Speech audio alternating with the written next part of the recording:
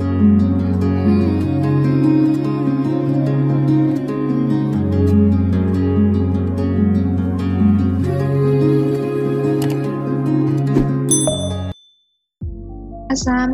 warahmatullahi wabarakatuh. Perkenalkan, nama saya Resti Binzriani, tim 311188087 dari kelas 4B, program studi S1 Farmasi Sekolah Tinggi Ilmu Kesehatan. Di sini saya ingin menjelaskan mengenai analisis pewarna. Menurut Permenkes RI nomor 722 tahun 1988, zat pewarna merupakan bahan tambahan makanan yang dapat memperbaiki atau memberi warna pada makanan. Warna pada makanan merupakan indikator kesegaran atau kematangan. Zat pewarna makanan dapat diperoleh dari bahan alam atau dari bahan buatan. Tujuan pemberian warna ini yaitu untuk memberikan penampilan warna makanan yang menarik, memperbaiki warna makanan agar tidak pudar, warna makanan lebih bervariasi. Warna ini dibagi menjadi dua, yaitu pewarna alami dan pewarna sintetis atau buatan.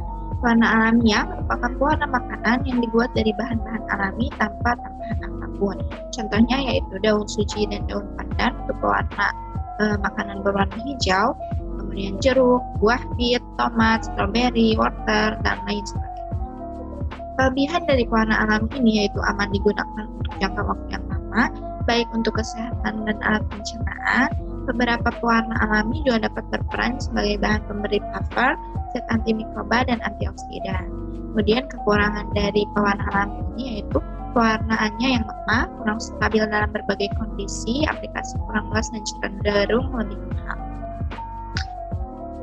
Ini merupakan contoh dari pigmena pada pewarna alami, yaitu contohnya antosianin yang memberikan warna jingga, merah biru, betalain kuning merah, quinones kuning sampai dengan hitam, santan kuning, karamel coklat, klorofil hijau coklat, karotenoid jingga atau merah. Kemudian yang kedua yaitu pewarna sintetis atau pewarna buatan. Menurut FAO atau WHO Expert Committee on Food Additives atau GECFA, zat pewarna sintetis dapat digolongkan dalam beberapa kelas berdasarkan rumus kimianya, yaitu azo, triarylmetana, quinolin, santan, dan indigoid. Sedangkan berdasarkan kelarutannya dikenal dua macam pewarna sintetis, yaitu dyes dan wax. Kemudian di sini ada beberapa contoh pewarna sintetis menurut GECFA.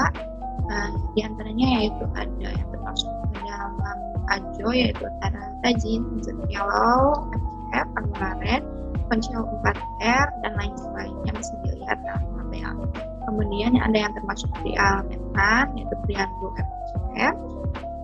Kemudian ada yang termasuk quinolin, yaitu 16 quinolin yellow. Kemudian ada yang termasuk santan, eritrosin, dan indigoid, yaitu indigotin. Ini pewarna sintetis yang ada di Indonesia, contohnya itu amaran, biru berlian, eritrosin, hijau FCF, indigotin, koncel 4R, dan lain sebagainya. Bisa dilihat di dalam. Ini lanjutan dari contoh pewarna sintetis yang berada di Indonesia. Kemudian Allura Red. Allura Red ini adalah pewarna sintetik merah yang digunakan pada permen, puding, susu, dan minuman. Allura Red telah dilarang di beberapa negara, antara lain yaitu Belgia, Perancis, Jerman, Swedia, Austria, dan Norwegia. Sebuah studi menunjukkan bahwa Allura Red dapat menyebabkan reaksi hipersensitivitas berupa gatal-gatal.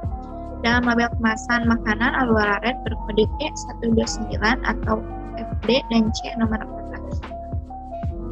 Kemudian selanjutnya ada pewarna Brilliant Blue FCF yang digunakan pada minuman dan penyegar mulut. FDA pada tahun 2003 menghimbau bahwa penggunaan Brilliant Blue FCF jika dicampur dengan tetrazin dan Allura Red dapat menyebabkan keracunan bahkan kematian. Pada label kemasan makanan, pewarna ini berkode CI 42090 E1.3 atau FD dan C Blue nomor 1. Kemudian ada pewarna Fast Green FCF, merupakan pewarna sintetis hijau yang digunakan pada minuman, serbuk instan, permen, puding, dan produk-produk susu. Penggunaan pewarna ini jika berlebihan dapat menyebabkan reaksi alergi. Dalam label kemasan makanan, pewarna ini berkode CI 42053, E143 atau FD dan C Green nomor 3. Kemudian ada karmoisin. Karmoisin merupakan pewarna sintetis yang memberikan warna merah hingga marun. Karmoisin merupakan pewarna makan sintetis yang diizinkan dengan level maksimal penggunaan sebesar 50-500 mg per kilogram. Pada kemasan makanan, pewarna ini mempunyai kode CI 14720. Kemudian ada indigo karmine yang memberikan warna biru dan memberikan efek pada saluran pernapasan, yaitu dapat menyebabkan iritasi saluran pernapasan. Warna ini biasanya digunakan pada minuman, es krim, permen, dan makanan ringan. Warna ini mempunyai kode CI 73015, E132 atau FD dan CMU nomor 2. Kemudian ada Ponciao 4R. Warna ini memberikan warna merah hati dan digunakan dalam pembuatan minuman, selai, dan jelly. Pewarna ini bersifat karsinogenik dan menyebabkan hiperaktivitas pada anak. Di beberapa negara seperti Amerika, Norwegia, Finlandia telah melarang penggunaan pewarna ini. Dalam label kemasan makanan, pewarna ini berkode CI 616255 atau E124. Kemudian ada quinoline yellow. Pewarna ini menghasilkan warna kuning dan digunakan dalam produk-produk es krim dan minuman berenergi. Warna ini dapat meningkatkan resiko hiperaktivitas dan semangat asma. Dalam label kemasan makanan, warna ini berkode CI 47005 atau E104. Analisis yang bisa digunakan untuk pewarna makanan ini yaitu analisis kualitatif dengan menggunakan kromatografi kertas dan analisis kuantitatif dengan menggunakan spektrofotometri UV.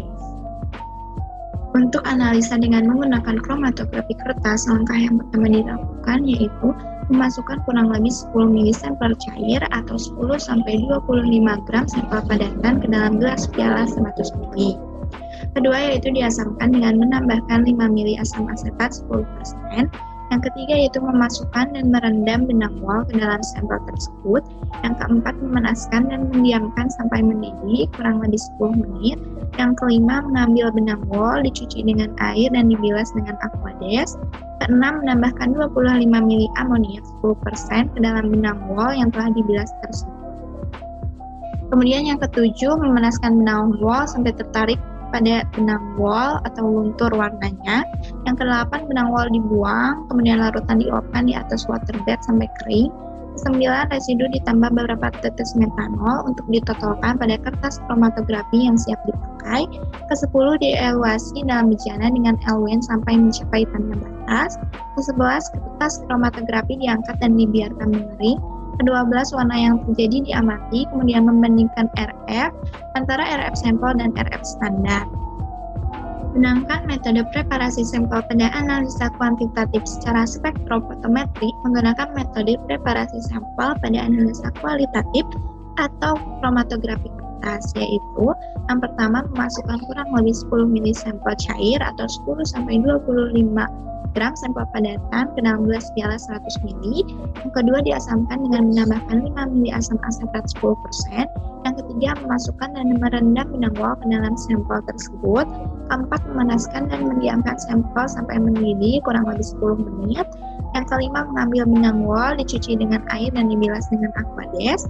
Yang keenam menambahkan 25 ml amoniak 10% ke dalam benang wol yang telah dibilas tersebut. Yang ketujuh memasukkan benang wol sampai warna yang tertarik pada benang wol luntur kembali. Yang kedelapan warna yang telah ditarik dari benang wol dan masih larut dalam amonia kemudian dianalisa dengan spektrofotometer UV visible. Sekian yang dapat saya sampaikan. Mohon maaf apabila ada kesalahan. Wabillahi taufiq wal hidayah. Wassalamualaikum warahmatullahi wabarakatuh.